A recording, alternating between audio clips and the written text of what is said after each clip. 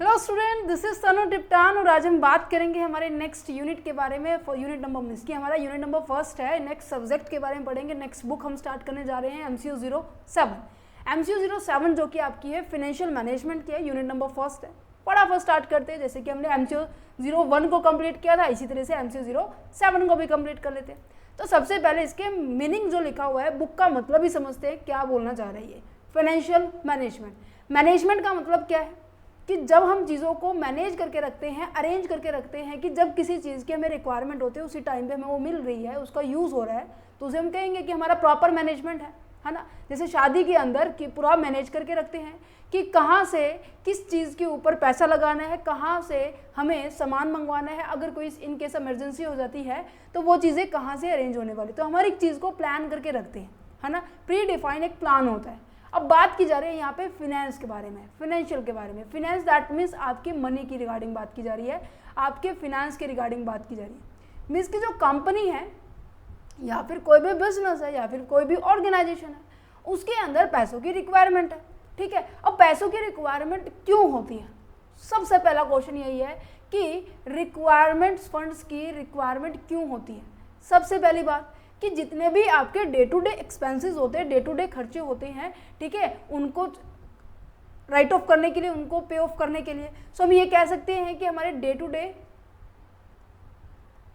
Day expenses को पे करने के लिए हमारे पास बैलेंस होना चाहिए। दूसरा, हमारे फर्म की ग्रोथ अच्छी हो, हमारे पास सफिशिएंट अमाउंट में पैसा होना चाहिए। ग्रोथ दैट मीन्स अगर इन कहूँ, मैं ये कहूँ कि मेरे पास फ्यूचर में अपॉर्चुनिटी अवेलेबल है, बट फ्यूचर में अपॉर्चुनिटी तो है बट मेरे पास प्रॉपर रिसोर्सेज नहीं है, क्या मैं उस अपॉर्चुनिटी को ले सकती हूँ? नहीं ले सकती। दैट्स अ रीज़न ग्रोथ हो गया। या मैं कहूँ मेरे को डेवलपमेंट के लिए मेरे को पैसा चाहिए। डेवलपमेंट दैट मीन्स मुझे किसी टॉपिक के ऊपर, मुझे किसी मार्केट के ऊपर रिसर्च करनी है, मुझे उस पर्टिकुलर रिसर्च के रिगार्डिंग मेरे को पैसा चाहिए। मुझे ऑब्वियस ही बात है, जब भी कोई काम करते हैं तो पैसे की रिक्वायरमेंट तो होती है, तो डेवलपमेंट के लिए चाहिए। और फाइनली मैं ये कह सकती हूँ, हमें मार्केट में सस्टेन होने के लिए भी पैसा चाहिए होता है। सस्टेन का दैट मीन्स मतलब क्या है कि जैसे जैसे कंपटीशन बढ़ता जा रहा है, जैसे जैसे टेक्नोलॉजी बढ़ती जा रही है, हमें भी उसके साथ अपने आप में चेंज करना पड़ेगा, तो उसके लिए भी पैसा चाहिए। तो कहने का मतलब, ओवरऑल मतलब ये है कि बिना पैसे के कंपनी तो चल ही नहीं सकती। जैसे कि हमारे शरीर के अंदर ब्लड जो होता है, या मैं कहूँ कि हमारे शरीर, वैसे शरीर के सभी अंग इम्पॉर्टेंस है, जैसे कि कंपनी के अंदर भी सभी पार्ट इम्पॉर्टेंट है। तो वही बात है, अब हम फिनेंशियल मैनेजमेंट के बारे में बात करें तो सबसे ज़्यादा इसकी इंपॉर्टेंस शो करेंगे, ऑब्वियस है। तो यहाँ पर फिनेंस को एज आ क्या माना गया है, एक ब्लड की तरह माना। जैसे कि हमारी ह्यूमन बीइंग के अंदर, हमारे शरीर के अंदर क्या होता है, ब्लड बहुत ज़्यादा इंपॉर्टेंट होता है। इसी तरीके से मैनेजमेंट के दौरान कंपनी के अंदर क्या होता है, पैसों की भी उतनी ही रिक्वायरमेंट होती है। और अगर मैंने कहा कि मेरे पास पैसे नहीं हैं, तो क्या मैं अपने बिजनेस को ईजिली ऑपरेट कर सकती हूँ, स्मूथली ऑपरेट कर सकती हूँ? नहीं कर सकती। सो दैट्स अ रीज़न, एक पूरी प्रोसेस है ये management, financial management. Is it clear? समझ में आया कि पैसों की रिक्वायरमेंट पहले हमने समझा ऐसा क्यों होता है, ठीक है। अच्छा, मैंने कहा कि मेरे को रिक्वायरमेंट पता लग गई, मेरे को ज़रूरत पता लगी, मुझे ज़रूरत कहाँ है। फिर मेरे पास ऑप्शन आएगा कि मैं इस पैसे को रेज कहाँ से करूँ, मीन्स कि इस पैसे को मैं अरेंज कहाँ से करने वाली हूँ, सो सबसे बड़ा क्वेश्चन यह है, क्या आप अपने रिलेटिव से लेंगे, क्या अपने भाई बहन से लेंगे, या अपने कोई भी दोस्त से ले लेंगे? अगर मैंने कहा कि आपको 20 लाख की रिक्वायरमेंट है, आप अपने रिलेटिव से हुआ, भाई बहन से हुआ, माता पिता से हुआ, किसी से भी अरेंज कर रहे हो, वहाँ से केवल 3 से 4 लाख ही अरेंज हुए। तो यहाँ पर अभी बैलेंस कितना बचा है? बैलेंस बचा है बच्चे आपका 16 से 17 लाख रुपए। तो ये पैसा कहाँ से आएगा? तो अब आपके पास दिमाग में आया, अब ये हमें बाहर से उठाना पड़ेगा। बाहर से दैट मीन्स या तो आप अपने क्या कर सकते हो, शेयर इशू कर सकते हैं, या फिर आप डेट यूज़ कर सकते हैं। डेट का मतलब क्या है, आप डिवेंचर्स का यूज़ कर सकते हैं, डिवेंचर इशू कर सकते हैं, या फिर फाइनली बैंक से लोन ले सकते हैं। ये आपके पास ऑप्शन है पैसे को रेज करने का। तो यहाँ पे सबसे बड़ा काम यही होता है कि हाँ, पैसा रेज तो करना है, कितना करना है मुझे पता लग गया, 20 लाख करना है, बट अब कहाँ से करना है, अब मुझे ये भी पता चलना चाहिए। मैंने कहा कि मेरे पास सोर्सेज जो हैं ये सभी सोर्सेज आपको पता है आपके सिलेबस के अंदर ये सोर्सेज आएंगे, long term sources of the finance, पता है आपको आगे आने वाली यूनिट्स में long term sources of the finance का चैप्टर है, वहाँ पे हम इन चीज़ों को बहुत इन डेप्थ में समझेंगे। इक्विटी क्या होता है, प्रेफरेंस क्या होता है, रिटेन अर्निंग क्या होता है, डिवेंचर्स क्या होता है, पब्लिक डिपॉजिट क्या होता है, इन सब के बारे में एक एक पॉइंट समझेंगे। ठीक है, प्रोजेक्ट फाइनेंसिंग के ऊपर सबसे ज़्यादा क्वेश्चन आता है, इन सब के ऊपर मैं आपको वीडियो प्रोवाइड कर दूंगी। ठीक है, डॉन पर ही में।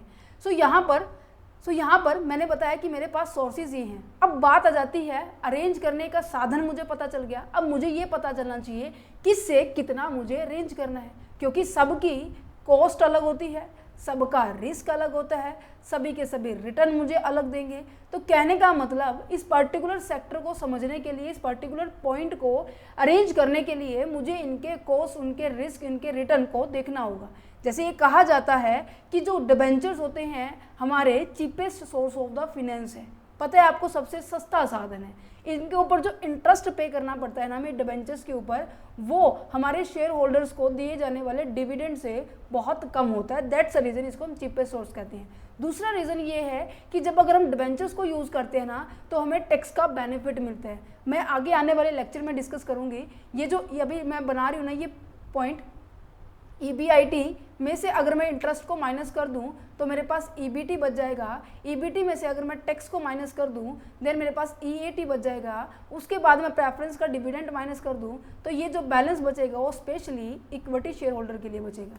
तो यहाँ पर एक चीज़ नोट करने की है, क्या चीज़ कि जो टैक्स को पे करने से पहले हमने डिबेंचर वालों को इंटरेस्ट दे दिया हमारे प्रॉफिट में से। ध्यान से सुनना इस लाइन को, टैक्स को पे करने से पहले मैंने अपना खर्चा पहले ही कम कर दिया। मीन्स कि अगर मेरे पास 2 लाख रुपए प्रॉफिट हुआ है, 2 लाख रुपए प्रॉफिट हुआ है, उस प्रॉफिट में से मैंने मान लीजिए 70,000 रुपये क्या कर दिया है, इंटरेस्ट पे कर दिया डिबेंचर्स के ऊपर जो आना था।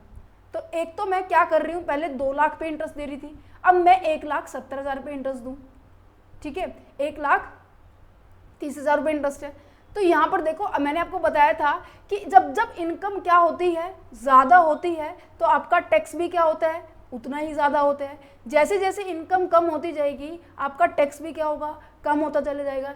इसीलिए भी बोला जाता है debenture is the cheapest source of the finance. So इसलिए इसके अंदर डिबेंचर्स क्या है, टैक्स का बेनिफिट हमें प्रोवाइड करता है, क्योंकि बाकी ये चीज़ें नहीं प्रोवाइड करती, क्योंकि ये हमें टैक्स की पेमेंट करने के बाद हम इनकी पेमेंट करते हैं। सो हमें इन सब के कॉस्ट हो गए, रिस्क हो गए, रिटर्न हो गए, इन सब को ध्यान में रखते हुए फिर इनको अरेंज करेंगे। अच्छा, दूसरा ऑप्शन आ जाता है कि मैंने अरेंज तो कर लिया, अब मैं इस पैसे को इन्वेस्ट कहाँ करूँ। अब ऑब्वियस है, जिस बिजनेस को करने के लिए तुमने पैसा उठाया था उस बिजनेस को करो। तो कहने का मतलब है कि मैं अपनी एसेट्स में कि कितनी ऐसी पैसा मैं अपने फिक्स एसेट्स में लगाऊं और कितना ऐसा पैसा कि मैं अपने करंट एसेट्स में लगाऊं। तो यहाँ पर एसेट्स के ऊपर इन्वेस्टमेंट का रेशियो देखा जाता है कि कहाँ पर मुझे कितना पैसा लगाना है। ठीक है, कितनी मुझे इन्वेस्टमेंट करनी है, कितनी मुझे प्लांट एंड मशीनरी खरीदनी है, कितना मुझे क्या कुछ लेना है और कितने मेरे को inventory as a working capital मुझे पैसा रखना है। तो यहाँ पर इस चीज़ को डिसाइड किया जाता है। ये होता है बच्चे इन्वेस्टमेंट का डिसीजन लेना। समझ में आ रहे, इन्वेस्टमेंट का डिसीजन लेना। फिर तीसरे नंबर पे आ जाता है इन्वेस्टमेंट के डिसीजन के बाद। अब देखो मैंने क्या कर दिया, पहले क्या किया, फिनेंसिंग किया है। फिनेंसिंग का मतलब क्या था, पैसे को अरेंज किया है। देन उसके बाद मैंने क्या किया, इन्वेस्टमेंट कर दिया। अब मैंने इन्वेस्टमेंट किया है पैसा, तो ऑब्वियस ही बात है कहीं से पैसे के ऊपर मुझे वापस मिलने वाला भी है। तो जो भी प्रॉफिट होगा, जो भी मुझे प्रॉफिट अर्न होने वाला है इन पर्टिकुलर एक्टिविटी को परफॉर्म करने के बाद, तो मेरे पास ये प्रॉफिट को या तो मैं एज अ डिविडेंड डिस्ट्रीब्यूट कर दूं, जो कि मैंने अभी आपको ऊपर करना सिखाया, राइट। टैक्स टू सब कुछ पे करने के बाद अब मेरे पास ऑप्शन बच जाता है कि मुझे डिविडेंड पे करना है। एक तो मेरे पास ऑप्शन है कि मैं डिविडेंड पे कर दूं, दूसरा मेरे पास ऑप्शन है कि मैं इनको रिटेन करके रख दूं। रिटेन का मतलब क्या होता है कि मैं इनको बचा के रख लूं कि इन फ्यूचर मेरे पास अपॉर्चुनिटी आए, मुझे बाहर से पैसा लेना नहीं पड़े, मैं फर्म का ही प्रॉफिट जो मैंने बचा कर रखा है उसको ही यूज़ कर लूँ। जैसे कि नॉर्मली हम घर पे करते हैं, अपने जैसे पापा पॉकेट मनी देते हैं जैसे जैसे थोड़ा बहुत खर्चा करने कर दो, बाकी को बचा के रख लो, क्योंकि जैसे भी ओकेजन आने वाला है, बर्थडे पार्टी आने वाली है, कोई भी सेलिब्रेशन करना है तो आप इनको ईजिली कर पाएँ। तो आपको बाहर से मीन्स कि वापस दोबारा से अपने पापा के पास नहीं जाना पड़ता, पापा पार्टी के लिए पैसे दे दो। तो इसी तरीके से फर्म है, फर्म के पास जो भी प्रॉफिट होता है उसको या तो बचा कर रख लेती है या अपने शेयर होल्डर को एज अ डिविडेंड दे देती है। दोनों के क्राइटेरिया अलग अलग है, जो कि वही बात है अब आगे नोट्स में आपको मैं समझाऊंगी, ठीक है, समझ पा रहे हैं। तो ये सेकंड थर्ड पोजीशन होगी आपके डिविडेंड डिसीजन लेना, कि आपको कितने आपके प्रॉफिट का कितना पोर्शन, मान लीजिए पूरा प्रॉफिट है 100%, कि कितना पोर्शन आपको क्या करना है एज अ डिविडेंड देना है और कितना पोर्शन आपको एज अ रिटेन करना है, मीन्स कि एज अ बचा के रखना है। समझ पा रहे हैं, समझ पा रहे हैं, ओके। तो चलो नोट्स पे बढ़े, नोट्स पे बढ़े। ये मैंने पता है आपको पूरा चैप्टर करवा दिया इतने से मिनट में। सो देखते हैं, देखो क्या लिखा हुआ है, इन सभी टॉपिक्स को डिस्कस करेंगे। फाइनेंशियल मैनेजमेंट का मतलब क्या होता है, ठीक है। देन उसके बाद नेचर एंड कैरेक्टरिस्टिक्स, यहाँ से क्वेश्चन आता है। दूसरा कि की एक्टिविटीज़ क्या है फाइनेंशियल मैनेजर की, जो फाइनेंशियल मैनेजर है उसकी जो की एक्टिविटीज़ है उनके बारे में बात की जा रही है। फिर इसको यहाँ से क्वेश्चन आता है goal and objective of the financial management. Then उसके बाद risk and return trade off as a guiding factor in the decision making. Then उसके बाद आ जाता है कौन कौन से चैलेंजेस आते हैं फाइनेंशियल मैनेजर को। देन उसके बाद प्रीवियस ईयर क्वेश्चन भी डिस्कस करेंगे, देन समरी भी आपको मिलेगी इस चैप्टर की। चलो देखो, फाइनेंशियल मैनेजमेंट का मतलब मैंने क्या बताया, management of the finance end funds. जो भी आपके पास फिनेंस है, जो भी आपके पास फंड्स है, उनको अच्छे से मैनेज किया जाना चाहिए। अब देखो, फिनेंस ऐसे तो अरेंज नहीं होता, ऐसे तो अपने आप अरेंज नहीं होता। अब ये पूरी कंपनी है, इसमें काफ़ी सारे मेंबर्स होंगे, सबकी responsibility, role and responsibility, duty, authority सबकी अलग अलग होगी या नहीं होगी। तो सबको अलग अलग काम दिया गया है। तो फिनेंस को संभालने का काम फिनेंस मैनेजर होता है। ये बात समझ में आई। फिनेंस को संभालने वाला, फिनेंस के डिपार्टमेंट को संभालने वाले डिपार्टमेंट को क्या कहा जाता है, फाइनेंशियल डिपार्टमेंट कहा जाता है। और उसको जो संभालने वाला जो पर्सन होता है, इंडिविजुअल होता है, उसे बोलते हैं फाइनेंशियल मैनेजर बोलते हैं। जैसे कि आपका कॉस्ट को संभालने वाला कॉस्ट अकाउंटेंट होता है ना, तो इसी की तरह से कॉस्ट डिपार्टमेंट होता है। परचेज डिपार्टमेंट तो परचेज मैनेजर होता है। सेम इस तरीके से फिनेंस को संभालने वाला फाइनेंशियल मैनेजर होता है, ठीक है। अच्छा, ये जो डिसीजन है, फाइनेंशियल डिसीजन क्यों इतना इंपॉर्टेंट है, क्योंकि हमारे बिजनेस में फर्म को as a growth, as a development की रिक्वायरमेंट होती है। क्योंकि अगर हमारा एक भी डिसीजन गलत हो गया ना, तो सारे के सारे पूरी की पूरी कंपनी के ऊपर अफेक्ट डालेगा। मान लीजिए मैंने इन्वेस्टमेंट की थी, ठीक है, मैंने इन्वेस्टमेंट की थी, ऐसी सिक्योरिटीज़ में कर दी, मैंने मान लीजिए 10 लाख रुपए इन्वेस्टमेंट कर दिया और उसके ऊपर लॉस हो गया, ठीक है। पहली बात तो 10 लाख रुपए गए, ऊपर से इनका रिटर्न नहीं आया, मीन्स कि फर्म क्या हो चुकी है, फर्म के पास 10 से 12 लाख रुपए का नुकसान हो गया। तो इन केस जिनसे ये पैसा रेज किया था, जिनसे ये पैसा लिया था, अब वो तो भाई टाइम पे लेने आएंगे ना, या वो कहेंगे कि नहीं नहीं कोई बात नहीं है, तुम्हें लॉस हो गया, नेक्स्ट टाइम दे देना, ऐसा कुछ होता है, नहीं होता। तो ये पर्सन तो टाइम पे लेने आएंगे ना, जो कि कहीं ना कहीं इसकी सॉल्वेंसी को ये इफेक्ट करेगा। ये कहेगा कि मेरे पास तो भाई पैसा ही नहीं है, अब की बार नुकसान हो गया है। तो कहीं ना कहीं सॉल्वेंसी को ये इफेक्ट करता है। सॉल्वेंसी रेशियो जब हम निकालते हैं ना, कि ये फर्म अपने डेट्स को पे करने के लिए कैपेबल है या नहीं है, ये इसके अंदर चेकआउट किया जाता है, ठीक है। Meaning of the financial management का मतलब क्या है, बच्चे कहते हैं कि मैम एग्जाम के अंदर मार्क्स नहीं आते। मार्क्स ना आने का रीज़न यही है कि आप की पॉइंट्स को पहली बात तो हाईलाइट नहीं करते होंगे, पक्का लगा लीजिए आप, है ना। दूसरा, आप एक पैटर्न को फॉलो नहीं करते कि सबसे पहले इंट्रोडक्शन लिखना चाहिए, एक चीज 2 से 3 लाइन में लिखो, बट लिखो जरूर। एक कंक्लूजन लिखना चाहिए हर एक एग्जाम के क्वेश्चन के बाद, ठीक है। तो क्वेश्चन किस तरीके से अटैम्प्ट करने, मैंने इस तरीके से एज एग्जाम्पल दिया हुआ इन पीडीएफ्स के थ्रू। नेक्स्ट क्या है कि meaning of the financial management. Financial management का मतलब क्या है, एक ऐसी प्रोसेस है जहाँ पर मैनेज किया जाता है कंपनी के सारे फाइनेंशियल रिसोर्सेज को, जिनका मेन मोटिव क्या होता है, जो भी आपका गोल है उसको अचीव करना इनका मेन मोटिव होता है, ठीक है। नेक्स्ट क्या बोला गया है, it involve the decision making in making the decision about the how to raise the fund. कैसे आप फंड्स को रेज करेंगे, जिसके अंदर हम बात मैंने की थी फाइनेंसिंग एक्टिविटीज़ की, फाइनेंसिंग एक्टिविटीज़ को, वेयर टू इन्वेस्ट दैम, कहाँ पर हम अपने पैसे को इन्वेस्ट करने वाले, this is the investment activity बोला जाएगा। And how to control the financial activity of the business, business के अंदर फाइनेंशियल एक्टिविटी को कैसे कंट्रोल करेंगे, this is the part of the financial planning. Okay, समझ में आ गया। तो सिंपल टर्म में अगर बात की जाए तो फंड को सबसे पहले रेज किया जाता है, देन उसके बाद इन्वेस्ट किया जाता है, फाइनेंशियल प्लानिंग की जाती है। फाइनेंशियल प्लानिंग का मतलब क्या है, एनालाइज करना, प्लान करना, कंट्रोल करना उन सभी फाइनेंशियल अफेयर्स के ऊपर जो कि आपके बिजनेस की ग्रोथ और डेवलपमेंट के ऊपर डायरेक्ट इम्पैक्ट डालती है, ठीक है। एसेट्स कंपोजिशन का मतलब क्या होता है? एसेट्स कंपोजिशन का मतलब है कि जो आपके पास एसेट्स है ना, चाहे वो फिक्स एसेट्स है चाहे वो करंट एसेट्स है, उन दोनों के मिक्सचर्स कैसा रहने वाला है। ये तो नहीं है ज़्यादा आप फिक्स एसेट्स कर रहे हैं, कम आप करंट एसेट्स कर रहे हैं, उनके मिक्सचर्स को बोला गया है, राइट।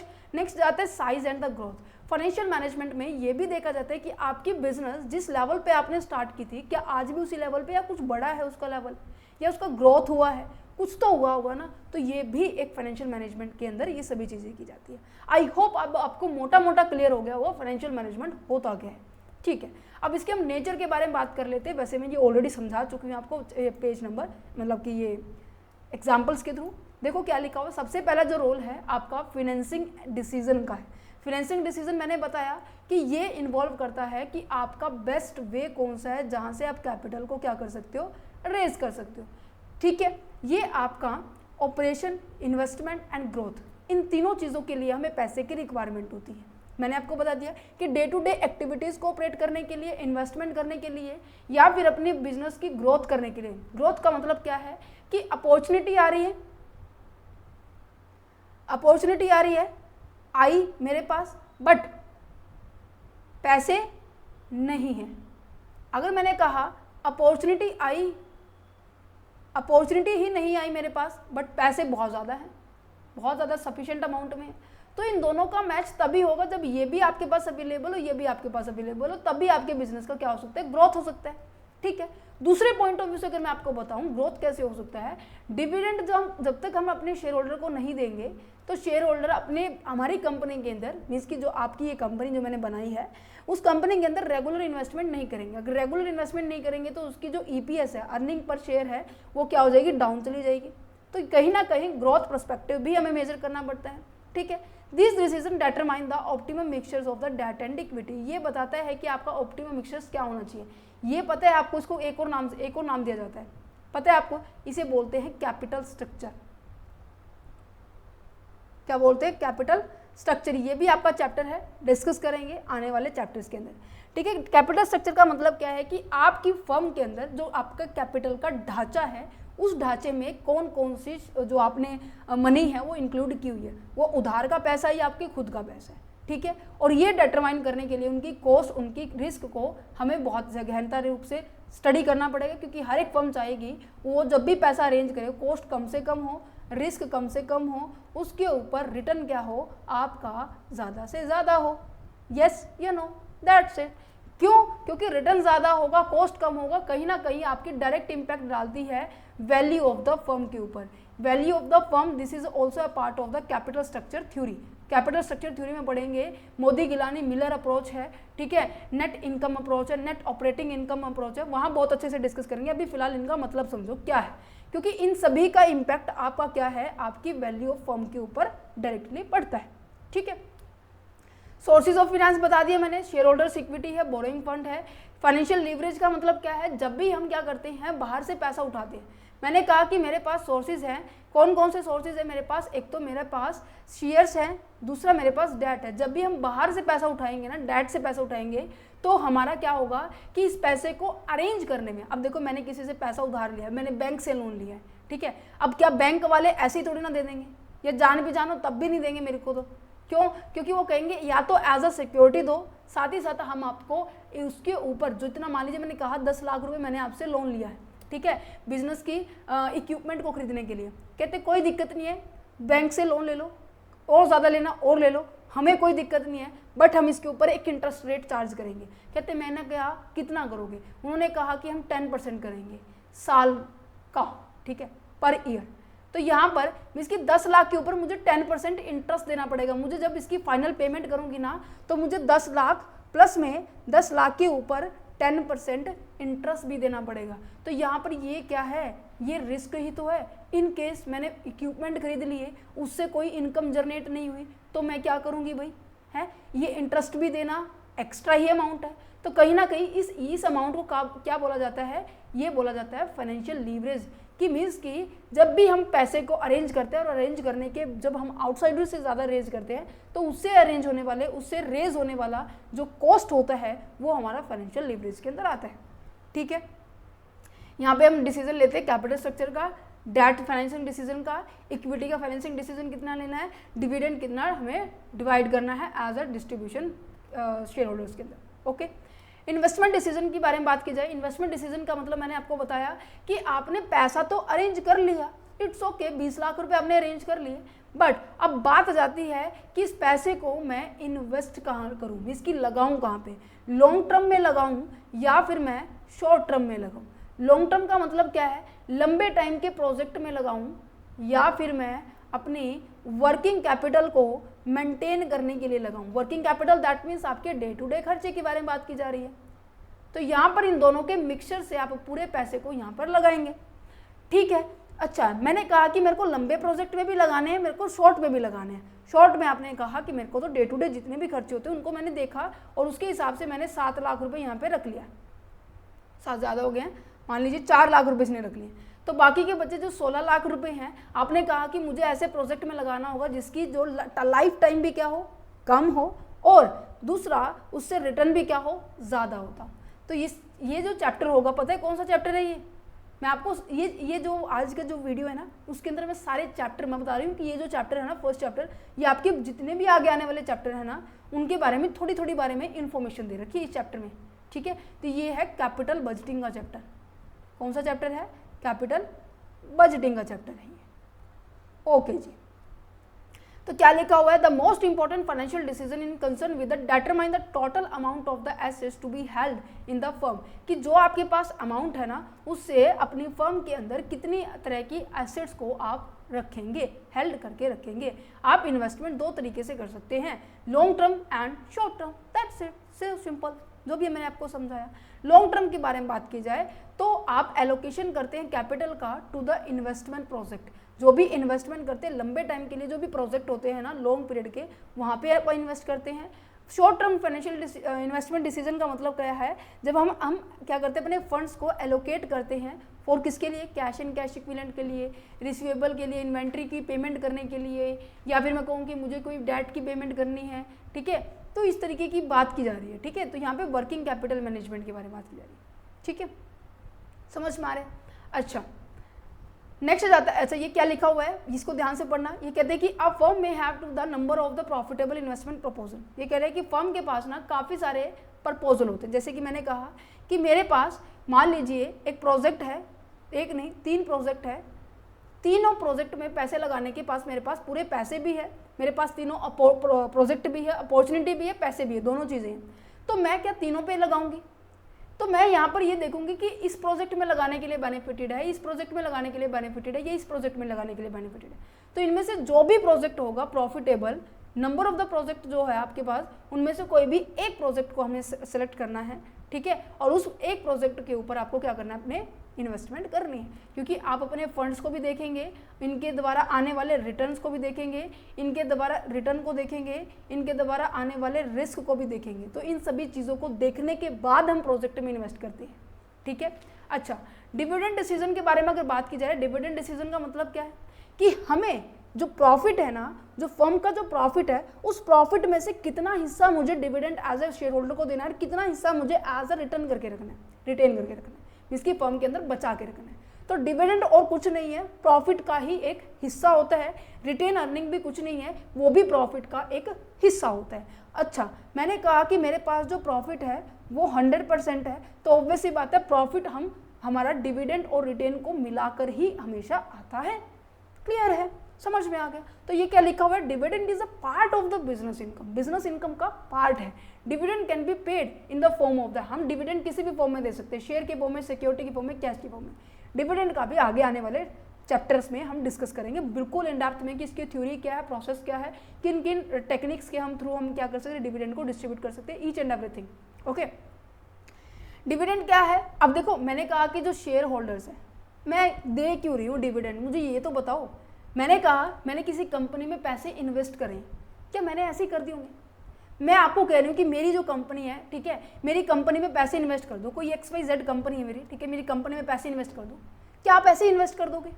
नहीं ना, आप क्या कहोगे कि मैम रिस्क कितना है, मुझे रिटर्न कितना मिलेगा, मैं आपकी फर्म के अंदर 10 लाख रुपए लगा तो रहा हूँ, तो मुझे मिलेगा कितना?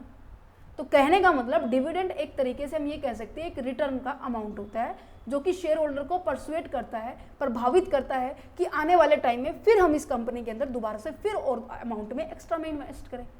समझ पा रहे हैं? क्लियर, समझ में आ रहा है? नहीं बहुत कहूँ, इतना इजी चैप्टर है, बहुत इजी चैप्टर है। देखो क्या लिखा हुआ है, as a return on their investment in a company. ये एक तरह का रिटर्न होता है जो कि शेयर होल्डर ने उस कंपनी में अपनी इन्वेस्टमेंट कर रखी थी। If the company does not पे द रेगुलर डिविडेंड, अगर आपने मेरी कंपनी में 10 लाख रुपए इन्वेस्ट करे, मैं कह रही हूँ कि मेरे पास अभी फिलहाल प्रॉफिट नहीं है, डिविडेंड भी नहीं होगा, अगर मैं आपको रेगुलर डिविडेंड नहीं दूंगी ना, तो शेयर होल्डर्स क्या होंगे, नेक्स्ट टाइम इन्वेस्ट ही नहीं करेंगे कि हाँ ये तो फ्यूचर, ये तो क्या है, अभी पैसा नहीं दे रहा, फ्यूचर में क्या देगा भाई, है? तो समझ पा रहे हैं? तो that's it, just a second. Okay, so चलो अब नेक्स्ट पॉइंट और पढ़ लेते हैं। नेक्स्ट पॉइंट क्या कहता है कि dividend is paid as a equity as well as a preference shares but it is paid at the fixed rate. जिसकी डिविडेंड किसके ऊपर दिया जाता है, शेयर के ऊपर दिया जाता है पहली बात तो, क्योंकि डिबेंचर्स के ऊपर तो हम क्या पे करते हैं, हम डिबेंचर्स के ऊपर इंटरेस्ट पे करते हैं, लोन के ऊपर भी हमारा इंटरेस्ट होता है, पर शेयर के ऊपर हमारे पास क्या किया जाता है, डिविडेंड दिया जाता है। अब बात आ जाती है कि शेयर भी दो तरह के होते हैं, इक्विटी एंड प्रेफरेंस होते हैं।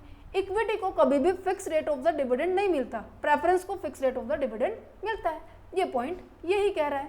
ओके, नेक्स्ट कहते हैं कि part of the profit which is a retain, अगर प्रॉफिट का मान लीजिए 70% हिस्सा मैंने क्या कर लिया, बचा के रख लिया, और 30% हिस्सा मैंने क्या कर दिया, एज अ डिविडेंड दे दिया, तो जो बचा के रखा है उसे हम रिटेन अर्निंग ही तो कहेंगे, और जो बांट दिया उसे डिविडेंड कहेंगे।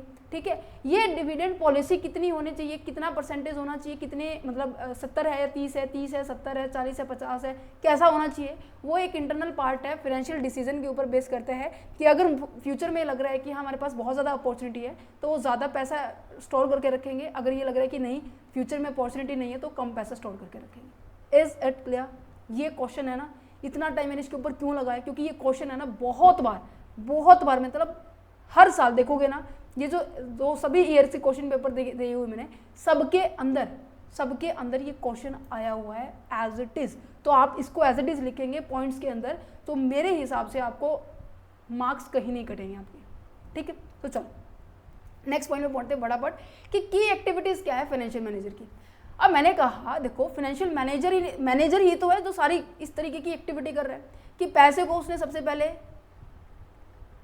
रेज किया, देन उसके बाद क्या किया, उसने इन्वेस्ट किया, इन्वेस्ट करने के बाद उसने ये सोचा कि कितना पैसा मुझे डिविडेंड में रखना है, ठीक है, कितना पैसा कंपनी ने एज आ रिटेन करना है और कितना पैसा हमें लोगों को प्रोवाइड करना है। उसे ये भी देखना होगा कि वो सभी सेक्टर्स में, जिसकी परचेज का सेक्टर है, सेल का सेक्टर है, फाइनेंस का सेक्टर है, ठीक है, कॉस्ट का सेक्टर है, कंप्यूटर का सेक्टर है, कैपिटल का सेक्टर है, एक्सपेंडिचर का सेक्टर है, सब सेक्टर में क्या वो प्रॉपर अमाउंट में फंड्स को एलोकेट करने में कैपेबल है, क्योंकि बच्चे पैसे को अरेंज करने वाला डिपार्टमेंट ही यही है। तो सारे के सारे पैसे की लेन देन के रिगार्डिंग कितना पैसा कहाँ जाना चाहिए, कितने टाइम के बाद हमारे पास वापस आना चाहिए, ये सारी की सारी देखभाल कहाँ होती है, फाइनेंशियल मैनेजमेंट में होती है, फाइनेंशियल डिपार्टमेंट में होती है। तो इस मैनेजर की ये पूरी रिस्पॉन्सिबिलिटी है रेज करने से लेकर आखिरी तक के सभी मुकदमों को सॉल्व करना। तो यहाँ पे ये लिखा और कुछ नहीं है, बहुत सिंपल है। अगर आपको ऊपर वाला पॉइंट समझ में आ गया तो ये तो बहुत सो सिंपल है। एस्टिमेट करता है कितने फंड्स की रिक्वायरमेंट होती है, मैंने बताया था मेरे को 20 लाख की रिक्वायरमेंट है। फिर मैंने कैपिटल स्ट्रक्चर को डिजाइन किया कि मीन्स कि मेरे को डेट से लेना है पैसा या इक्विटी से लेना है। फिर मैंने ये देखा कि मेरे को पैसा कहाँ पे इन्वेस्ट करना है, तो बेस्ट प्रोजेक्ट को मैंने सेलेक्ट किया। मैंने ये देखा कि डिविडेंड कितना पे करना है, कि ये प्रॉफिट का कितना पार्ट मुझे एज ए शेयर होल्डर्स के अंदर डिस्ट्रीब्यूट करना है, ये मैंने देखा। कैश मैनेजमेंट के बारे में बात की जाए कि मीन्स कि सभी डिपार्टमेंट के अंदर मैं प्रॉपरली कैश को, फंड्स को सप्लाई कर पाने में कैपेबल हूँ या नहीं हूँ, या मुझे और पैसे की रिक्वायरमेंट है। ठीक है, मुझे ये भी देखना पड़ेगा कि फाइनेंशियल परफॉर्मेंस मेरी कैसी चल रही है। मीन्स कि जहाँ पर मैंने, अब देखो यहाँ पर इस पर्टिकुलर फैक्टर में मैंने कहा कि दो तरह की इन्वेस्टमेंट होती है, एक तो लॉन्ग टर्म होती है, एक आपकी शॉर्ट टर्म होती है। अब मैंने लॉन्ग टर्म में पैसा लगा तो दिया, अब मुझे ये भी तो देखना होगा कि रिटर्न रेगुलर बेसिस पे आ रहा है नहीं आ रहा है। अच्छा आ रहा है, क्या वो मेरी एक्सपेक्टेशंस के अकॉर्डिंग आ रहा है या नहीं आ रहा है, समझ पा रहे हो। तो रिटर्न को भी हम चेक आउट करेंगे, मॉनिटर किया जाएगा। आंखें गड़ाकर बैठा रहेगा यहाँ पर कि हाँ देख रहा हूँ कहाँ से पैसा कट रहा है। अगर ये लग रहा है कि हाँ या इस वाले SIP से मुझे नुकसान हो रहा है, ठीक है, तो मैं उसको वापस विड्रॉ कर लूँगा। शेयर्स के बारे में बात की जा रही है। फाइनेंशियल नेगोशिएशन का मतलब क्या है? फाइनेंशियल नेगोशिएशन का मतलब होता है बातचीत करना। अगर मैंने कहा कि आपके पास फाइनेंस बहुत कम है, ठीक है, फॉर एग्जाम्पल 7 लाख रुपए आपके पास फाइनेंस है और आपके पास कोई आपको इन्वेस्टमेंट करनी है, ठीक है, वो 8 लाख में है, इन्वेस्टमेंट नहीं करते, चलो हम कोई इक्विपमेंट खरीदते जो कि 8 लाख है या फिर 7,50,000 का है, तो आप उससे बातचीत करके सलाह मशवरा करके आप उस इक्विपमेंट को 7 लाख में ही परचेज करेंगे। जैसे आप नॉर्मली आप क्या करते हो, मार्केट में बार्गेनिंग करते हैं, नहीं सर इतने का नहीं अंकल जी इतने का नहीं, ये सामान तो इतने का ही होना चाहिए। तो नेगोशिएशन क्या है, हम बातचीत करते हैं, ठीक है। बार्गेनिंग अलग होता है, जो मैंने अभी बताया वो तो बार्गेनिंग हो गया, नहीं आप ये सामान रेट बोल रहे हो, वो ये वाला रेट बोल रहे हैं। नेगोशिएशन होता है, 2 टीम आएगी, ठीक है, ये अपना पक्ष रखेगी, ये अपना पक्ष रखेगी, दोनों आपस में एक मेन पॉइंट पे आकर सोल्यूशन निकाल देंगे, मेन पॉइंट पर उनका एक फाइनल डिसीजन हो जाएगा। ये होता है नेगोशिएशन। बार्गेनिंग का मतलब होता है कि आप अपना रख रहे हो, वो अपना रख रहा है, फिर ऐसे खिचपिच हो रही है। यहाँ पे खिचपिच नहीं होती, यहाँ पे एक दूसरे के पॉइंट को समझा जाता है, right. Monitoring the stock exchange. Stock exchange का मतलब क्या है, जहाँ अब देखो इतनी बड़ी कंपनी है, पैसे को रेज किया शेयर से, पैसे को रेज किया डिबेंचर से, पैसे को रेज किया प्रेफरेंस से, राइट।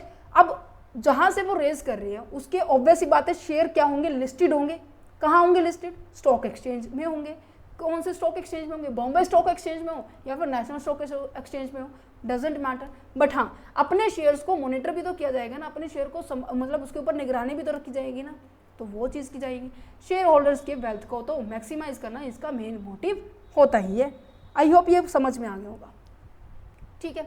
चलो अब नेक्स्ट पढ़ते हैं, objective and the goal of the financial management. Objective के बारे में बात की जाए तो क्या है उसके ऑब्जेक्टिव? देखो पहले के टाइम में क्या होता था, आपके जो ऑब्जेक्टिव मेन अगर बात की जाए तो केवल पहले प्रॉफिट के ऊपर फोकस करते थे कि प्रॉफिट कितना हो रहा है उसको देखो, अगर प्रॉफिट नहीं हो रहा है उस एक्टिविटी से बाहर निकल आओ।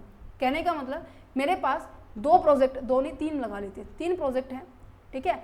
उसने कहा कि मेरे पास 3 प्रोजेक्ट है, इसने कहा कि इस प्रोजेक्ट में बहुत ज़्यादा रिस्क है, रिस्क लेंगे तो आपको रिटर्न भी क्या होगा, आपको ज़्यादा होगा, ठीक है। कितने अच्छा, इसमें बिल्कुल भी रिस्क नहीं है, ठीक है, रिटर्न भी ऑब्वियस ही बात है उसके हिसाब से कम होगा, है ना। तो ये जो पहला कंसेप्ट है ना प्रॉफिट मैक्सिमाइजेशन, ये स्पेशली किसके ऊपर फोकस करता है? Only and only profits. अगर किसी प्रोजेक्ट से प्रॉफिट नहीं आता उसको हटा दो। ये कहते हैं कि अगर किसी प्रोजेक्ट से प्रॉफिट आता है तो उसको कंसीडर कर लो, दैट्स इट। इसका मेन मोटिव है। अब इस पॉइंट के कारण ना इसकी 6-7 फीचर बन गई है। क्या फीचर बन गई है कि केवल एक प्रॉफिटेबल एक्टिविटी को ये क्या करता है, सेलेक्ट करता है। According to this approach all the activity which increase profit should be undertaken and which decrease the profit should be avoid. उसको अवॉइड कर दो, राइट। नेक्स्ट क्या है, effective allocations and the utilization of the resources. अब मुझे ये पता चल रहा है कि इस प्रोजेक्ट में पैसा लगाने से मेरे को कोई फायदा नहीं होने वाला, नुकसान ही होगा, कोई रिटर्न नहीं अच्छे वाले आने वाली, तो मैं क्या करूँगी, यहाँ पे तो पैसा पहले मतलब देखने के बाद क्या फिर भी पैसा लगाएंगे? नहीं लगाएंगे। तो मेरे को ये पता है कि जो मेरे रिसोर्सेज है, जो मेरे सोर्सेज हैं, उनको कहाँ पर मेरे को एलोकेट करना है, कहाँ पे उसका यूटिलाइज करना है। दैट मीन्स अपने जो स्केयर रिसोर्सेज है, जो मीन्स कि आपके पास जो कम साधन है, उन कम साधन के थ्रू हम क्या करने वाले हैं, एक प्रॉफिटेबल प्रोजेक्ट में इन्वेस्ट करेंगे।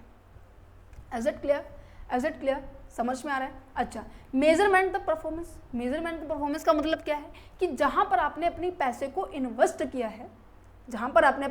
इन्वेस्ट किया है, वो पैसे से रिटर्न कितना आ रहा है, that means rate of return check out करना है आपको on the capital employed. Means कि आपने जो कैपिटल आपने लगाया उस पर्टिकुलर रिटर्न को कमाने के लिए, पता है कैपिटल एम्प्लॉयड का मतलब क्या है कि जो भी आप पैसा इन्वेस्ट लगा रहे हो, चाहे वो डेट से पैसा उठा के लगाओ या शेयर के इक्विटी को यूज़ कर रहे हो, वो पैसा आप लगा रहे हो, तो लगाने के बाद आपको रिटर्न कितना मिल रहा है, उस पर्टिकुलर रिटर्न को कमाने के लिए जो आपने सोच कर पैसा लगाया था क्या वो मिल रहा है, वो rate of return. This is the best part of the measurement of the performance.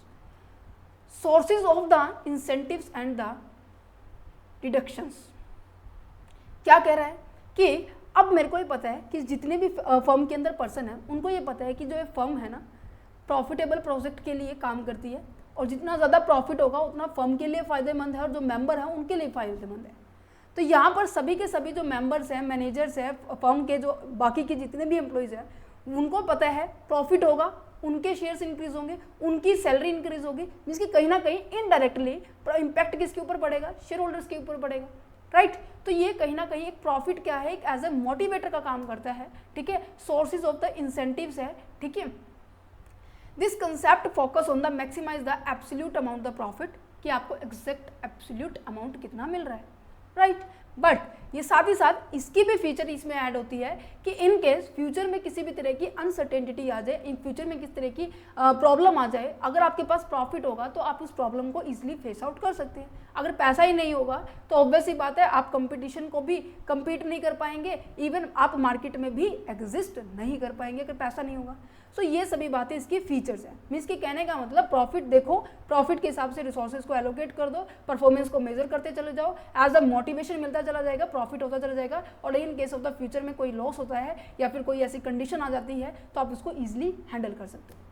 अब मैं इतनी देर से बोल रही हूँ प्रॉफिट के ऊपर इसने फोकस किया, प्रॉफिट के ऊपर इसने फोकस किया, अरे कौन सा प्रॉफिट लेना है ये तो बता दो, बिफोर टैक्स वाला लेना है या फिर आफ्टर टैक्स वाला लेना है, या फिर हमें कौन, मतलब आपको ये नहीं पता अकाउंटिंग कैश वाला विद कैश लेना है, एक्रूअल बेसिस वाला लेना है। प्रॉफिट की डेफिनेशन इस कंसेप्ट में बिल्कुल भी क्लियर नहीं थी, ये इसकी सबसे बड़ी डीमेरिट थी।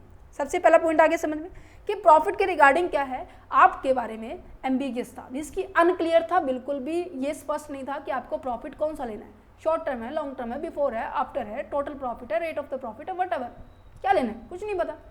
अच्छा, नेक्स्ट क्या लिखा हुआ है कि ignore the time value of money, this is the your second chapter. पता है आपको ये सेकंड चैप्टर है आपका, time value of the money. Time value of money this means कि जब आप क्या कर रहे हो, समय को साथ लेकर नहीं चल रहे। आपको ये पता है कि जब पहले एक रुपये की 8 टॉफियाँ 8 टॉफीज आती थी, पता है आपको, जो संतरे की टॉफी कहते थे, मैंने भी खरीदी हुई है। बट आज क्या है, 2 रुपये की एक टॉफी आती है, 1 रुपये की 8 तो छोड़ो, 1 रुपये की एक ही बहुत कम आती है ना। तो समय के साथ साथ क्या हो रही है, चीज़ें महंगी होती जा रही है, पैसे की वैल्यू घटती जा रही है। उसने टोटली उस चीज़ को इग्नोर किया है, किसने, प्रॉफिट मैक्सिमाइजेशन कंसेप्ट ने। अच्छा, इसने टोटली इग्नोर भी किसको भी किया है, इसने इग्नोर किया है रिस्क फैक्टर को, इसने इग्नोर किया है रिस्क फैक्टर को। देखो यहाँ पे क्या लिखा हुआ है, this strategy focus on the maximize of the firm profit, firm के प्रॉफिट के ऊपर फोकस किया है, वो भी शॉर्ट टर्म के।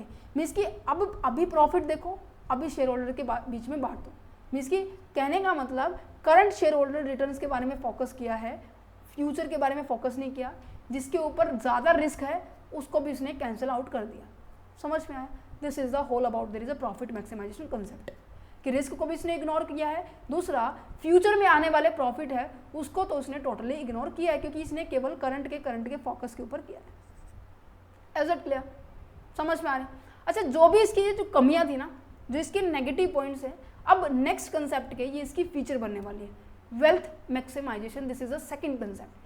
जो भी इसके अंदर ऊपर जो कमियां नजर आई है, ठीक है, उसने काफ़ी सारी चीज़ों को इग्नोर कर दिया है, ठीक है, जैसे कि टाइम वैल्यू ऑफ मनी को इग्नोर कर दिया है, दूसरा इसने रिस्क फैक्टर को इग्नोर कर दिया है, तीसरा इसने प्रॉफिट की डेफिनेशन ध्यान से नहीं दी कि कितने क्या कौन से प्रॉफिट के बारे में बात कर रहे हैं, नहीं दी ना। तो इन सभी फैक्टर्स को अब वेल्थ मैक्सिमाइजेशन के अंदर इसने कंसिडर कर दिया है, कि इसने कहा है कि फोकस किया है increasing the value of the share holders, share holders की वैल्यू को इंक्रीज करना है मुझे, investment in the company over the time. इसकी आज इन्वेस्टमेंट किया है ना, तो मैं लंबे टाइम तक उसके अंदर इन्वेस्टमेंट भी करूंगा, उसके ऊपर ऑब्जर्व भी करूंगा, और रिटर्न अच्छा आ रहा है तो मैं कहीं ना कहीं अपने शेयर होल्डर्स को दूंगा।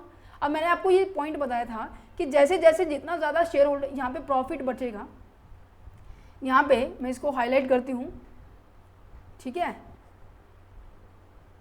एक सेकेंड, जितना ज़्यादा यहाँ पे प्रॉफिट बचेगा उतना ज़्यादा क्या होगा, वो किसके अंदर बढ़ जाएगा, उतना ज़्यादा वो इक्विटी शेयर होल्डर के लिए बचेगा।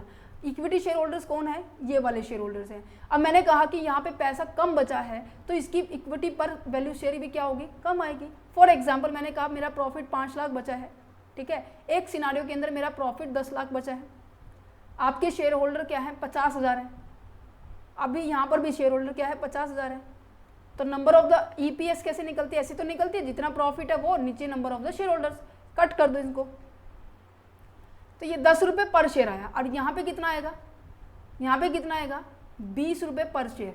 तो यहाँ पर देख पा रहे हो, यहाँ पर देख पा रहे हो, जितना ज़्यादा प्रॉफिट होगा उतने ज़्यादा उनकी शेयर होल्डर्स की वैल्यू इंक्रीज होगी। तो यहाँ पे इस चीज़ के ऊपर फोकस किया गया, ठीक है।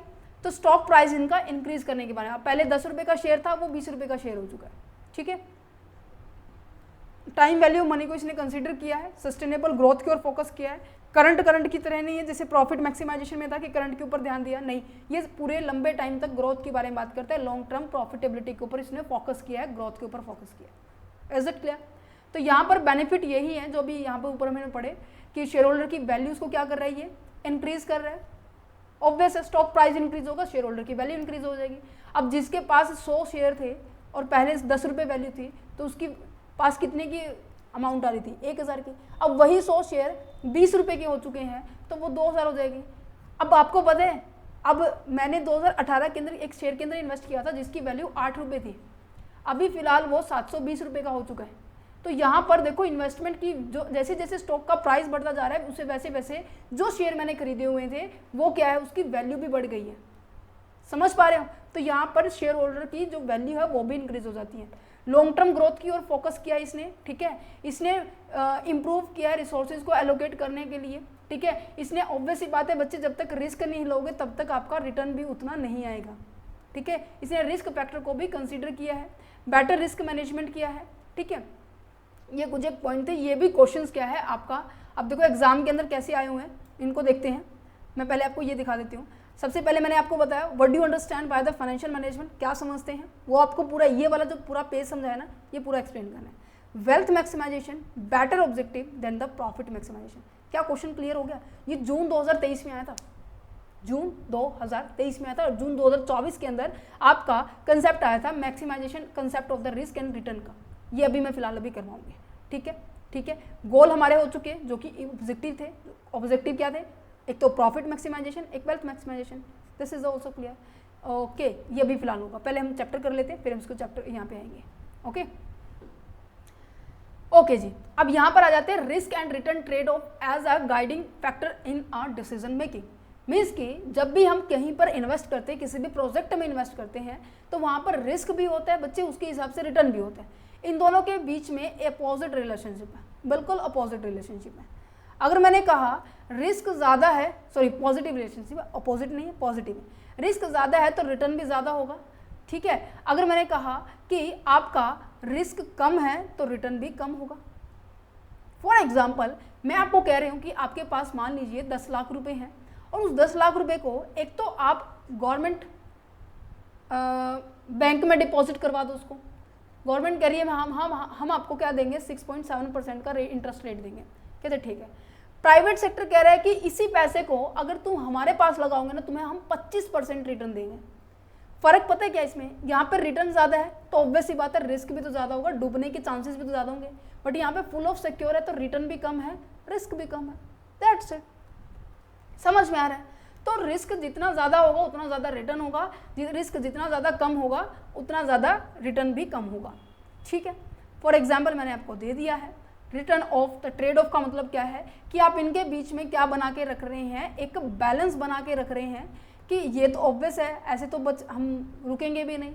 आज पता है कितने सारे मतलब ट्रेडर्स हो चुके हैं, आज पता है कितने सारे मतलब बहुत सारे, इवन मेरे हिसाब से आप में से काफ़ी सारे बच्चे ऐसे होंगे कि जो ट्रेडिंग करते होंगे स्टॉक एक्सचेंज के अंदर, निफ्टी 50 के अंदर, बॉम्बे स्टॉक एक्सचेंज के अंदर, या फिर मैं कहूँ कि नेशनल स्टॉक एक्सचेंज के अंदर किसी भी कंपनी का शेयर आपने IPO खरीदा होगा, ठीक है, FPO खरीदा होगा, है ना। तो वहाँ पर इन चीज़ों को हम पूरा एनालिसिस करके ही तो इन्वेस्ट करते हैं ना। जितना रिस्क लेना है, जितना हमें रिटर्न कमाना है, उनके बीच में हम बैलेंस बनाते हैं, ठीक है। हम रिस्क को अवॉइड करने की सबसे ज़्यादा कोशिश करते हैं। ये चैप्टर नंबर हम वैल्यूएशन ऑफ द सिक्योरिटी में भी और रिस्क रिटर्न में भी हम आगे आएगा ये चैप्टर, उसमें हम बहुत इन डेप्थ में समझेंगे कैसे हम इसको करते हैं। बट अब बात आ जाती है कि आपके रिस्क के टाइप कितने हैं। Operating risk and financial risk आपके 2 टाइप है। मैंने आपको ये स्टेटमेंट समझाई थी EBIT, ठीक है। ओके, इसको हटाने से पहले मैं एक और लिख रही हूँ कि सबसे ज़्यादा पहले हमारे पास क्या होती है, सेल्स होती है। सेल्स में से हमारे जितने भी वेरिएबल कॉस्ट होती है, ये टेबल है ना, ये जो लाइव प्रोसेस बना रही हूँ ये बिल्कुल अच्छे से समझ लेना क्योंकि ये पूरे चैप्टर में इवन पूरे सिलेबस में काम आने वाली है। वेरिएबल कॉस्ट है, इसमें से हमारे पास क्या बचने वाला है, कॉन्ट्रीब्यूशन बचने वाला है। देन इसमें से हम क्या करते हैं, फिक्स्ड कॉस्ट को लेस करते हैं देन हमारे पास EBIT आ जाता है। EBIT में से हम इंटरेस्ट को माइनस करते हैं, देन उसके बाद EBT आ जाता है, EBT। अब मेरा काम ना तुम्हें समझाना केवल यहाँ का है। इन दोनों कॉस्ट को पता है क्या कहते हैं? ऑपरेटिंग कॉस्ट कहते हैं, या फिर मैं इसको कह सकती हूँ बिजनेस कॉस्ट। क्या कह सकती हूँ? Business cost. जो इंटरेस्ट होता है इसे हम बोलते हैं फाइनेंसिंग कॉस्ट। ये मैं आपको ऑलरेडी समझा चुकी हूँ फाइनेंसिंग कॉस्ट का मतलब क्या होता है, कि जब हम पैसे को अरेंज करते हैं और उसी पे आने वाली लागत को क्या बोला जाता है? फाइनेंस को अरेंज करने की कॉस्ट है। और फाइनेंस यहाँ पे क्या है? मैंने डेट को उठाया है, या मैं कहूँ कि मैंने बैंक से लोन लिया है, तो उससे उसके ऊपर देने वाले इंटरेस्ट को हम क्या कहेंगे? हमारे फाइनेंशियल कॉस्ट कहेंगे। अच्छा, अब समझने की बात है ऑपरेटिंग कॉस्ट का मतलब क्या है। मीन्स कि जो बिजनेस को जब हम ऑपरेट करते हैं ना, बिजनेस की जितनी भी डे टू डे एक्टिविटी को हम परफॉर्म कर रहे हैं, उन एक्टिविटीज़ को करने के लिए हमारी कुछ ना कुछ लागत आती है। जैसे कि हम सैलरी देते हैं, ठीक है, हम इलेक्ट्रिसिटी का बिल पे करते हैं, हम क्या करते हैं? मटेरियल कॉस्ट होता है, ठीक है। मीन्स कि काफ़ी सारे खर्चे होते हैं। तो इनमें से कुछ खर्चे हमारे क्या होते हैं? वेरिएबल होते हैं, कुछ खर्चे हमारे पास क्या होते हैं? फिक्स होते हैं। वेरिएबल खर्चे का मतलब क्या है? जिसको हम अपनी नीड के अकॉर्डिंग कम कर सकते हैं, अपनी नीड के अकॉर्डिंग इसको हम बढ़ा सकते हैं। फॉर एग्जाम्पल, मैंने कहा दिवाली पे सबसे ज़्यादा प्रोडक्शन होती है नहीं होती? अब दिवाली आएगी, प्रोडक्शन होगी नहीं होगी, तो हमें ज़्यादा से ज़्यादा मशीनरी, ज़्यादा से ज़्यादा लेबर की रिक्वायरमेंट होगी। अब जितनी ज़्यादा लेबर की रिक्वायरमेंट होगी उतनी ज़्यादा कॉस्ट मेरी इंक्रीज हो रही है। डायरेक्ट, जिसे मैं कहूँगी डायरेक्ट लेबर, जो कि मशीन को ऑपरेट कर रहे हैं, ठीक है। अब मैंने कहा कि जैसे ही दिवाली जा चुकी है, मशीन का खर्चा कम हो जाएगा, इसकी मेंटेनेंस कॉस्ट कम हो जाएगी, इससे आने वाला इलेक्ट्रिसिटी का जो बिल है वो कम हो जाएगा।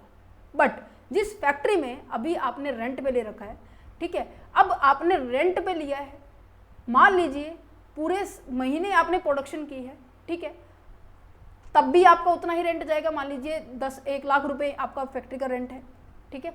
अगर मैंने कहा इस साल कोई प्रोडक्शन नहीं हुई और ना ही कोई सेल हुई, फिर भी आप उस फैक्ट्री में रहे हुए हैं, तो आपको फिर भी 1 लाख रुपए रेंट देना ही पड़ेगा। तो ये कुछ होती है फिक्स्ड कॉस्ट और एक होती है वेरिएबल कॉस्ट। मीन्स की वेरिएबल कॉस्ट जिसको आप क्या कर सकते हो? अपने प्रोडक्शन के हिसाब से, अपने सेल के हिसाब से घटा बढ़ा सकते हो, राइट। और फिक्स्ड कॉस्ट क्या होती है? जिसको, जो कि क्या होती है? परमानेंटली फिक्स्ड होती है, ठीक है। पढ़ो, सो सिंपल। ऑपरेटिंग कॉस्ट को बिजनेस कॉस्ट भी कहते हैं, बिजनेस रिस्क भी कहते हैं, जो कि हमारी day to day operation activity में यूजेबल होती है। ये वैसी कॉस्ट होती है जो कि आपकी फिक्स भी होती है और एक आपकी वेरिएबल होती है। जैसे कि रेंट देना होता है, एम्प्लॉय को सैलरी देनी होती है, कोई भी यूटिलिटीज़ कर रहे हैं। फॉर एग्जाम्पल, अब देखो दिवाली पे, अब मैंने कहा कि मेरी जैसे मेरे दुकान के अंदर एक लड़का है जो कि हमने एम्प्लॉय रखा हुआ है, ठीक है। अब दिवाली पे ज़्यादा सेल होती है, नॉर्मल डेज में कम सेल होती है नहीं होती है, बट उसको सैलरी तो हम फिक्स देते हैं ना, हम उसको सैलरी 12,000 रुपये पर महीना देते हैं। तो यहाँ पर बात नोट करने की है, ये एक ऐसा फिक्स खर्चा है, चाहे आपकी सेल हो या ना हो, फिर भी एक कंपनी को, फिर भी एक शॉपकीपर को, कि कोई भी पर्सन हो, उसको पे करनी पड़ती है। बट अगर वेरिएबल के बारे में बात की जाए, इलेक्ट्रिसिटी का खर्चा कम कर सकते हैं, या फिर हम कह सकते हैं कि सामान को लेके आने जाने के लिए जो कैरेज ट्रांसपोर्टेशन का जो खर्चा होता है उसको हम कम कर सकते हैं। दिवाली के टाइम पे ज़्यादा हो सकता है यहाँ, और नॉर्मल डे में कम हो सकता है, तो उसे हम वेरिएबल कॉस्ट कहेंगे। That's it, so simple. समझ में आ गया? फाइनेंशियल रिस्क का मतलब क्या है? जब हम पैसे को अरेंज करते हैं तब हमारे पास ये रिस्क आता है। तो आप इसको रीड कर लेना, ये मैंने आपको बता दिया, ओके। अब बात कर लेते हैं, कुछ चैलेंजेस भी आते हैं फर्म के पास, फर्म के मैनेजर के पास। क्या चैलेंजेस आते हैं? सुनो, अब जो मैनेजर होता है ना, उसको चारों तरफ देख के काम करना पड़ता है। दैट मीन्स 360 डिग्री का एंगल बना लो, ठीक है। मीन्स कि यहाँ पे मैनेजर खड़ा है, ये इसको यहाँ भी देखना है, इसको वहाँ भी देखना है, यहाँ भी देखना है, यहाँ भी देखना है, यहाँ भी, मीन्स कि हर एरिया के अंदर देखना है। कहने का मतलब, इसको अपने शेयर होल्डर भी देखने हैं, इसको अपने इन्वेस्टर्स भी देखने हैं, इसको अपने जितने भी फैक्टर्स हैं, इसको अपने, इसकी आपके जो मैनेजर हैं उनकी ओर भी देखना है, इसको अपने कस्टमर को भी देखना है कि कम से कम रेट के ऊपर मैं इसको सामान को प्रोवाइड कर सकूँ। तो यहाँ पे काफ़ी सारे चैलेंज आते हैं। अगर उस चैलेंज को फेस नहीं करता तो कहीं ना कहीं कंपनी के अंदर जो मैनेजमेंट हो रही है फिनेंस की, वो बेटर नहीं हो रही। जैसे कि मैं कहूँ कंपटीशन भी आया, ठीक है, गवर्नमेंट के ने कुछ एक टेक्नोलॉजी के अंदर चेंज लेके आए। अब पता है कितना डिजिटलाइजेशन हो रहा है, टेक्नोलॉजी में चेंज है, तो मैनेजर को, फिनेंस के मैनेजर को इन टेक्नोलॉजी के ऊपर पैसा लगाना पड़ेगा, राइट। तो यहाँ पर देखो क्या लिखा हुआ है, शेयर होल्डर्स वैल्यू क्रिएशन, सबसे मेन मोटी अगर बात कहूँ शेयर होल्डर के ऊपर रखा जाता है कि अगर उन्होंने टाइम पे डिविडेंड नहीं दिया कंपनी ने तो क्या होगा, शेयर होल्डर नेक्स्ट ईयर आपके पास इन्वेस्टिंग करेंगे, जो कि हम पॉइंट पढ़ चुके हैं।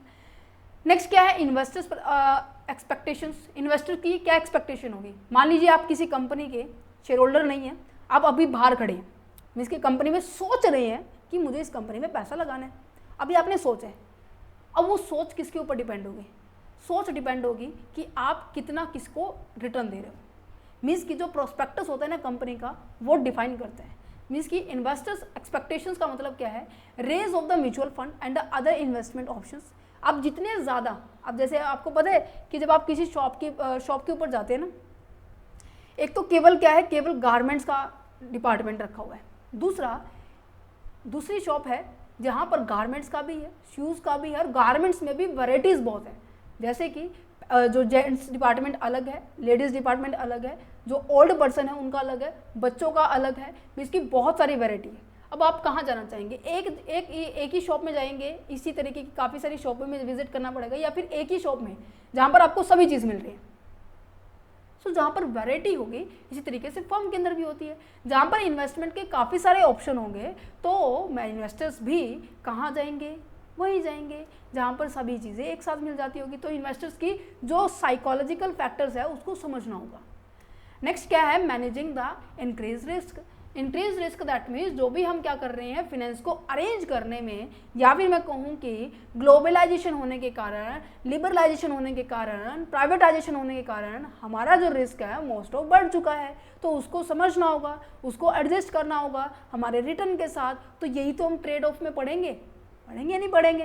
That's it, making the CEO look smart. That means कि आप कोई भी डिसीजन ले रहे हैं, फाइनेंशियल मैनेजर कोई भी डिसीजन ले रहा है, वो डिसीजन किसके बेस पे लेगा, जब उसके पास एग्जैक्ट इन्फॉर्मेशन होगी, उसके पास एग्जैक्ट डाटा होगा, उसके पास एग्जैक्ट फिगर होगी, तभी तो वो अपने रिप्रेजेंट कर पाएगा ना। और तभी जो CEO है कंपनी का, वो आगे अपनी जो कमांड को लीड कर पाएगा, है ना। अब आपको पता है जब भी अपने देश के अंदर कोई भी न्यू पॉलिसी इम्प्लीमेंट होती है, इम्प्लीमेंट करने वाला कोई और पर्सन होता है और उसके ऊपर दिमाग लगाने वाला व्यक्ति कोई और होता है। तो यहाँ पे सेम इस तरीके से जिसने ये रूल्स बनाए होंगे, जिसकी फाइनेंशियल मैनेजर ने जो भी, मतलब ऐसे कहते हैं ना कि जो भी कराया जो भी काम होता है, अगर उसने सबको देख के नहीं किया होगा तो CEO की इमेज को अफेक्ट करेगा। ठीक है, इसी तरीके से हमारे कंट्री के अंदर भी होता है, जो भी कंडीशन इम्प्लीमेंट होती है, वो जो इम्प्लीमेंट करने वाला जो मेन अथॉरिटी होता है ना, वो उसका दिमाग बहुत कम होता है, बट उससे पीछे जो भी अथॉरिटी होती है उनका ज़्यादा होता है, तो उनको सबको देख के चलना पड़ता है। परफॉर्मेंस इवैल्यूएशन का मतलब क्या है कि जो आपने, ये मैं आपको बहुत बार समझा चुकी हूँ अभी ऊपर, कि जो आपने इन्वेस्टमेंट की है और आपने सोचा था उसके ऊपर मुझे रिटर्न ये मिलने वाला है, उस रिटर्न को उसके रेट से मेजर करो। That's it. टेक्नोलॉजी एडवांसमेंट का मतलब क्या है कि day by day, back to back क्या हो रही है, नई चीज़ें अपने यहाँ पर इंट्रोड्यूस हो रही है। तो ज़रूरी है कि हमें वो भी जितनी चीज़ें रैपिड चेंज हो रही है, उतना चीज़ें हमें अपने ऑर्गेनाइजेशन में भी चेंज करना पड़ेगा। अदरवाइज कंपटीटर जो है ना, वो उसका फ़ायदा उठा लेगा, चाहे वो ग्लोबल लेवल पे हो, चाहे वो लोकल लेवल पे हो। प्रोडक्ट डाइवर्सिफिकेशन का मतलब क्या है? प्रोडक्ट डाइवर्सिफिकेशन का मतलब ये होता है कि आप एक प्रोडक्ट में डील ना करते हुए, जैसे मैंने अभी बताया गारमेंट्स की शॉप है, केवल एक में डील करती है। मैंने कहा कि गारमेंट्स की बजाय ना, इसके अंदर ना, चलो मैं फास्ट फूड का एग्जांपल अच्छा ले लेते हैं। फास्ट फूड में मैंने कहा कि यहाँ पर केवल क्या है, गोलगप्पे ही दिए जाते हैं, ठीक है। पर जैसे जैसे उन्होंने देखा कि दूसरी दुकान ऐसी है जहाँ पर 2 वैरायटी है, गोलगप्पे भी हैं और साथ ही साथ मोमोज भी हैं, तो उन्होंने कहा कि इससे बजाय ना मैं काफ़ी सारी वैरायटी रखूँ, मोमोज भी रख लूँ, पिज़्ज़ा भी रख लूँ, स्प्रिंग रोल भी रख लूँ, मतलब कि जितने भी फास्ट फूड की वैरायटी उन्होंने सब रख लिया।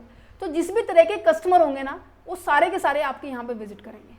तो यहाँ पर नए प्रोडक्ट को एक्सपेंड करने के साथ साथ उसको मैनेज करना भी, उनको हैंडल करना भी एक बहुत बड़ा टास्क होता है, एक फाइनेंशियल मैनेजर की तरह, क्योंकि यहाँ पर पोर्टफोलियो होते हैं कि आप एक जगह इन्वेस्टमेंट ना करके आप काफ़ी जगह इन्वेस्टमेंट करते हैं अपने पैसे को, और उन सबको आप क्या करते हो, फिर वॉच करते हो। ठीक है, समझ पा रहे? दैट्स इट, हो गया चैप्टर कंप्लीट। चैप्टर हो गया कंप्लीट। क्वेश्चन पेपर चैनल पर विजिट कर सकते हैं। This is the summary of your chapter. Read करना बहुत ईजी लगेगी आप पूरे चैप्टर को समझने के बाद। अब यहाँ पर ये लास्ट ईयर जितने भी क्वेश्चंस आए थे वो मैंने आपको बता दिए हैं, ठीक है। ये सभी क्वेश्चंस कवर भी करवा दिए कैसे करने, चैलेंजेस मैंने अभी आपको करवाए, ठीक है। और different type of the systematic risk involve in the financial decision making. I hope ये ना रिस्क वाले चैप्टर से आएगा, मेरे को लगा कि ये इससे है, नहीं, ये सिस्टमैटिक और अनसिस्टमैटिक रिस्क ये वहाँ आएगा, इसको अभी स्किप करना, ठीक है। ऑब्जेक्टिव हमने कर ली है। नेक्स्ट हमारे पास क्या था कि रिस्क एंड रिटर्न क्या है, different type of the risk क्या है, ठीक है। ये दोनों पॉइंट ना ये यहाँ से मैच हो जाएंगे, ठीक है। आपका ये पॉइंट भी आ सकता है, अगर छोटे नंबर में आया हुआ तो आप यही पॉइंट लिख सकते हैं जो मैंने आपको बताया, फाइनेंशियल और ऑपरेटिंग रिस्क होते हैं, ठीक है। अगर बात की जाए बड़े लेवल पे तो उनको हम आने वाले चैप्टर में डिस्कस करेंगे, ठीक है। What is the financial management, what is the main function decision of the financial management, आ गया समझ में? लग रहा था आसान को चैप्टर, बहुत आसान चैप्टर है, ठीक है। मेरी मेन मोटिव यही है पूरे चैप्टर मैं आपको एक ही वन शॉर्ट वीडियो के अंदर कंप्लीट करवाऊँ कि आपको बार बार कहीं पे ऐसे घूमना ना पड़े, ठीक है। आप अगर ये नोट्स लेना चाहते हैं तो ₹9 आपको पे करने होंगे इस पर्टिकुलर पीडीएफ के लिए, इस पीडीएफ के लिए, राइट। तो व्हाट्सएप नंबर डिस्क्रिप्शन में दिया हुआ है, ईमेल आईडी डिस्क्रिप्शन में दी हुई है, टीम के साथ आप कॉन्टैक्ट कर सकते हो, वो आपको गाइड करेगी कैसे आप इन नोट्स को एक्सेस कर सकते हैं, ठीक है। सो उम्मीद करेंगे जो सीरीज़ में लेके आ रही हूँ कंसेप्चुअल स्टडी पॉइंट पर आपको बहुत ज़्यादा हेल्पफुल रही होगी, ठीक है। इवन आने वाली जो सीरीज़ है बहुत ज़्यादा हेल्पफुल होंगी, right. So thank you for watching this video, have a nice day and all the very best for your exam. अगर फिर भी कोई डाउट रहता है इस चैप्टर के रिगार्डिंग, कमेंट सेक्शन स्पेशली आप सभी स्टूडेंट्स के लिए, सो मैं आपको वहाँ पे ज़रूर रिस्पॉन्स करूँगी, ओके। सो चलो।